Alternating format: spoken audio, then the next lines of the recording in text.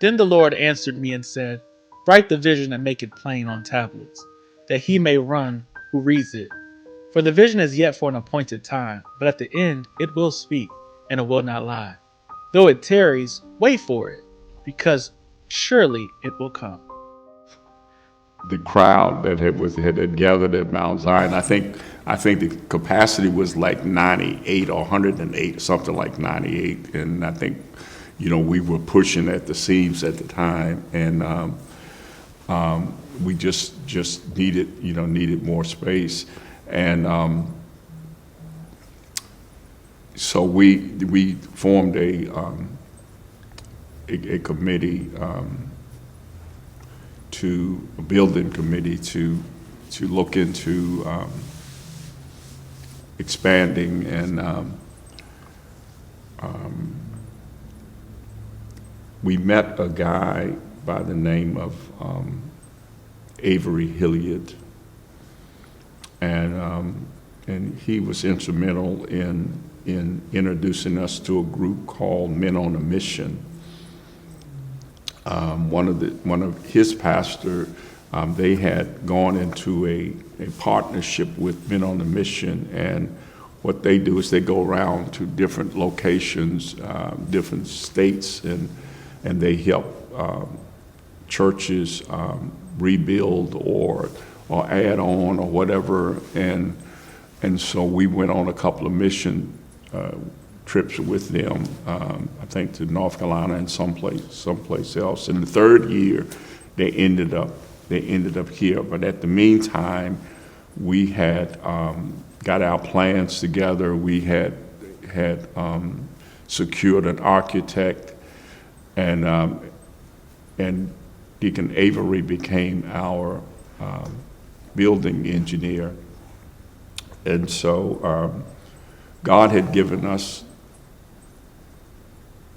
this vision that we could do this.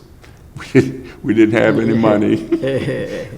All we had was the vision, and so it said how it came. It was the vision, walk in it, and so that's what we started to do. We started to walk in the vision. In other words, calling it as if it was, yes, even though it had not come into fruition.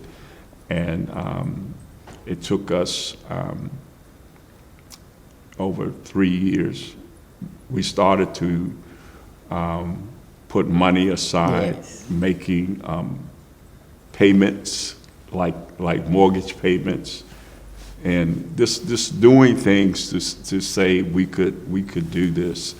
And we had saved quite a bit of money, but the bank that we had dealt with for years and years, and then some more years, yes, they would not honor us with the loan.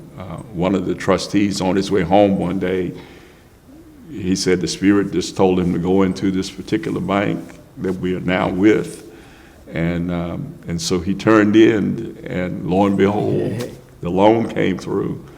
And so we started the process of building. I joined the Ministers' Wives in 1988. That's when the local group that I'm with, formulated. When we went to Chestnut Grove one year at the Wayland Blue Ridge Association, one of the pastors asked me about the organization, and I didn't know anything about it. One of the pastor's wives there, she knew about it because they lived in Northern Virginia. She knew of the local group in Northern Virginia. And she had mentioned it to this pastor, Reverend Sims, and he inquired with me about it, and I told him I didn't know anything about it. So that's how our group got started.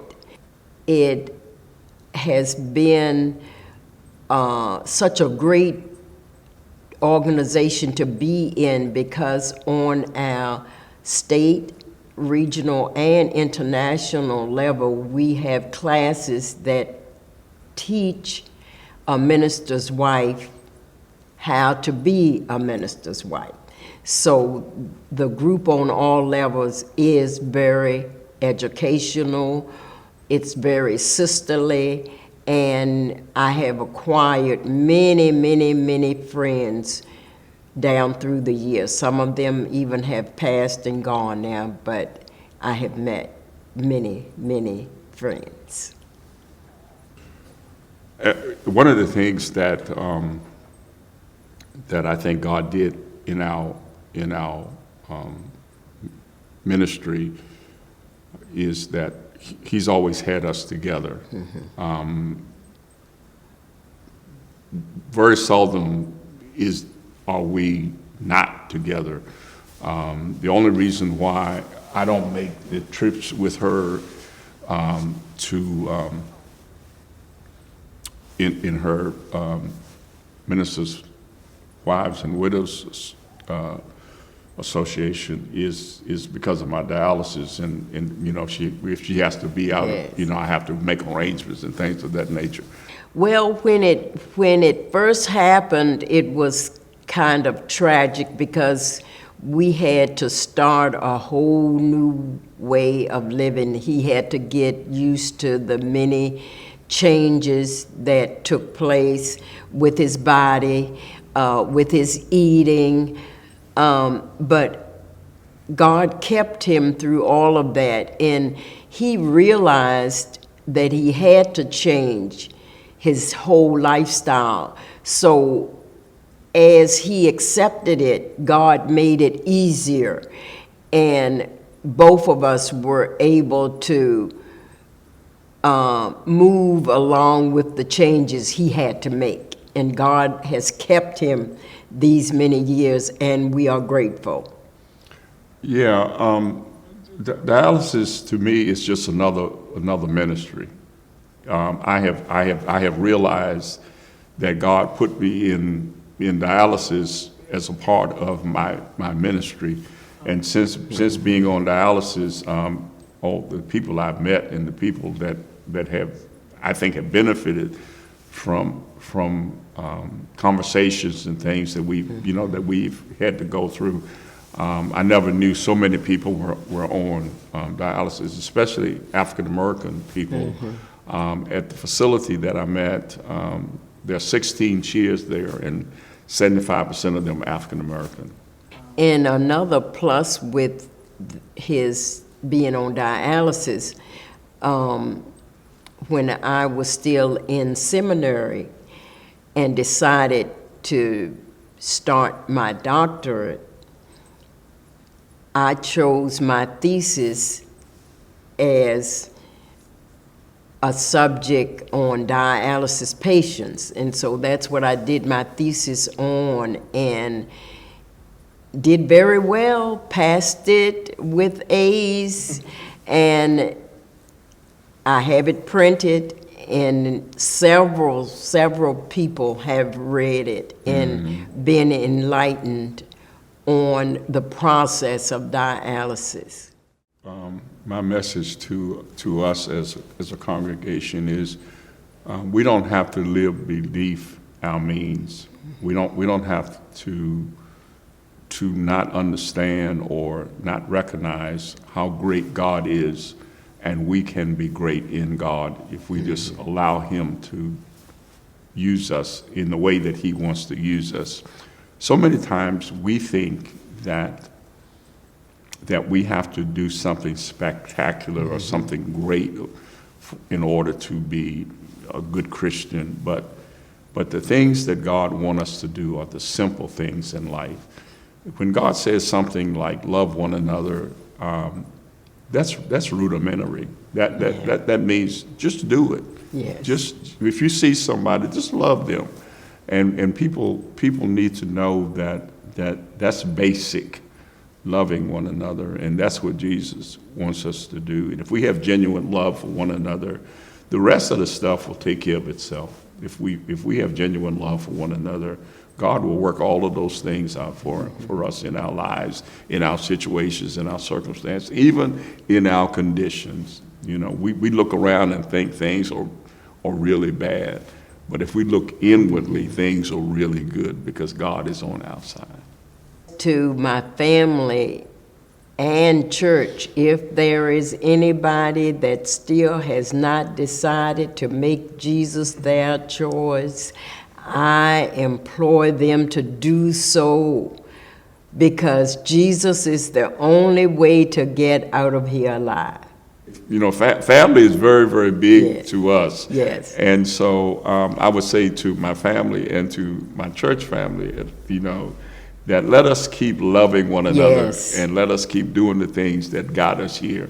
And I think everything else will be okay. God will, you know, God has a plan for us, and sometimes we see it in fruition. Sometimes we see it coming into being, and sometimes we see it fading, and sometimes we see it faltering, but it's still God's plan. And we just need to know that as long as we hold on to the unchanging hand of God, we're going to be all right. And let's just continue to be family. Yes, yes, family and friends. Yeah. We have to continue that love, because this family and church family have such a uniqueness about it. People talk about it all the time, the love that we have for each other, and even some people envy that, the love that our family and our church family has and shows. So family and church family continue to love one another. For some time, we have been trying to get a Mount Zion, quote, the church on historical marker, and we're still working towards that. Yes. Mike Gray was very instrumental in some of the work, and he's traveling, he's busy traveling now, but we haven't forgotten that. We Yes. still want that to be a part of the legacy and the history of Mount Zion, that it literally be recognized as one of the oldest churches in Virginia. So Yes. we just haven't forgotten that. That's still in the making. We hope that it will come to fruition sooner than later. Yes.